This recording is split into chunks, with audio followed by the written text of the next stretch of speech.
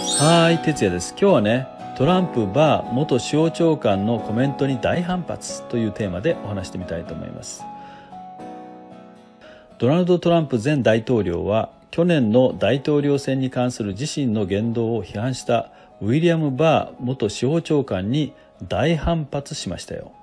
僕はこの情報をこの記事から得たので、今日はこの記事内容をベースにお話ししてみたいと思います。バー元司法長官によるトランプ批判はABC ニュースの記者ジョナサン・カール氏が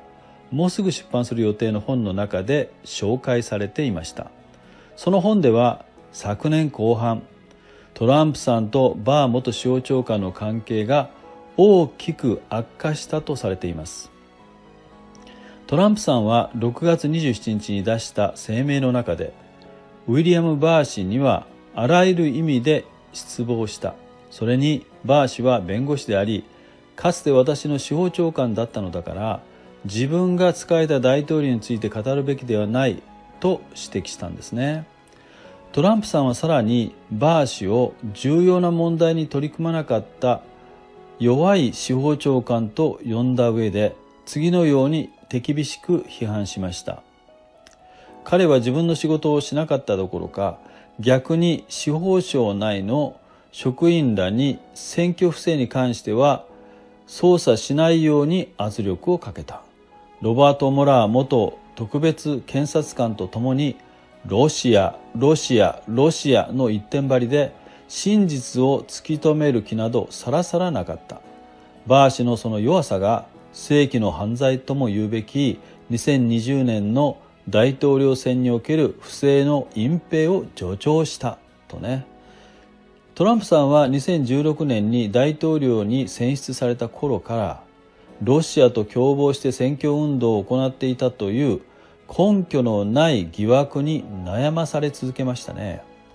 多くの民主党員と左翼のテレビ司会者らが一緒になってトランプさんがロシアのプーチン大統領のために働いていたという説をまるでマントラのように繰り返し唱え続けました。しかしモラー元特別検察官は結局のところトランプさんの選挙運動とクレムリン、すなわちロシア政権との間に何の関係も見出すことはできませんでした。その一方でバー氏は11月3日の大統領選に関してトランプさんが主張する選挙詐欺疑惑をたわごとと言って切り捨てました。詐欺の証拠があったら私が捜査させない理由などない。しかしそんな証拠はどこにもなかった。それはたわごとだったとね。また先ほど紹介した今度出版される予定の本の中に登場するバー氏の発言によると、共和党の上院院内総務のミッチー・マコーネル氏が選挙詐欺に関するトランプさんの主張に抵抗するように求めていたとのことなんですね。結局昨年12月下旬、ちょうどクリスマスの頃でしたかね、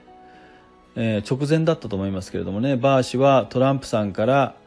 偉業を成し遂げたなどと功績を称えられながらも、なぜか辞職に追い込まれましたよね。非常に奇妙な辞職でしたよ。形は一応円満退職のように見せかけてはいましたけれどね、事実上の更迭だったことは明らかでしょう。トランプさんは8月27日の声明の中で、ジョージ・ H.W. ブッシュ元大統領、いわゆるパパブッシュですよね。そのブッシュ元大統領の下でも司法長官に任命されたことのある、バー氏をですね、ライノ、つまり名ばかりの共和党員と呼び、米国民を本当に失望させたとして次のような趣旨のことを述べています。今回バー氏がミッチー・マコーネル氏から選挙不正について嘘をつくよう要請されていたことが明らかになった。共和党の上院に本当に害を与えたのはバー氏やマコーネル氏のような骨のないライノだ。彼らが何もしなかったので民主党側の選挙不正を許してしまった。そしてさらに悪いことに、米国民はもはや自分たちの選挙を信じられなくなってしまったのだとね。いやー、それにしても今回のバー元司法長官やトランプさんの発言を総合的に考えると、共和党の深い闇が浮き彫りになってきますよね。そしてもう一つ、共和党上院の院内総務であるミッチー・マコーネル氏の暗躍も非常に気になりますね。いつもご紹介しているように、トランプさんは今、来年の中間選挙で共和党勝利のために全力を尽くしています。ここで共和党勝利のためというのには2つの意味があります。一つは文字通り共和党が上下両院とも過半数を取るということ。そしてもう一つは来の名ばかりの共和党員、もっと言えば裏切り者を徹底排除するということです。この2つの意味での勝利がなければ決して真の勝利とは言えないでしょう。そうでなければ共和党は共和党として正しく機能することができないからなんです。もちろん来年の中間選挙においては上院では改選期を迎える議員が限られているので、上院のすべてのライノを入れ替えることはできません。確か改選期を迎えるのはリーサ・マカウスキー、アラスカ州選出のね、リーサ・マカウスキー議員一人だけだったと思うんですよね。しかし少なくとも下院のライノを総入れ替えすることができれば、その上院への影響力はものすごく大きくなることでしょうね。そうなるとおそらくミッチー・マコーネルさんもその配下のライノたちも大きく変わらざるを得なくなるでしょう。今トランプ陣営の中間選挙に向けた活発な動きが始まっています。今回のウィリアム・バー元司法長官からの批判はますますトランプさんの闘魂に火をつけるのではないでしょうか。今後トランプさんが支持する数多くの候補者、いわゆる刺客のための大規模なキャンペーン集会が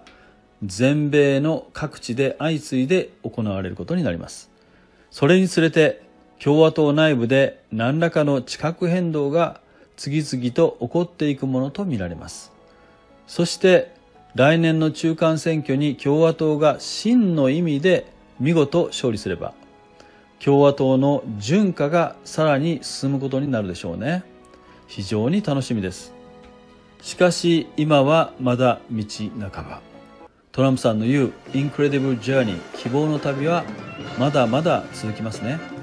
これからしっかり見守っていくことにいたしましょう。あなたはどうお考えでしょうか。ではまた。Good luck。 目覚めよ日本人。今回のようなお話に興味のある方はぜひチャンネル登録をよろしくお願いします。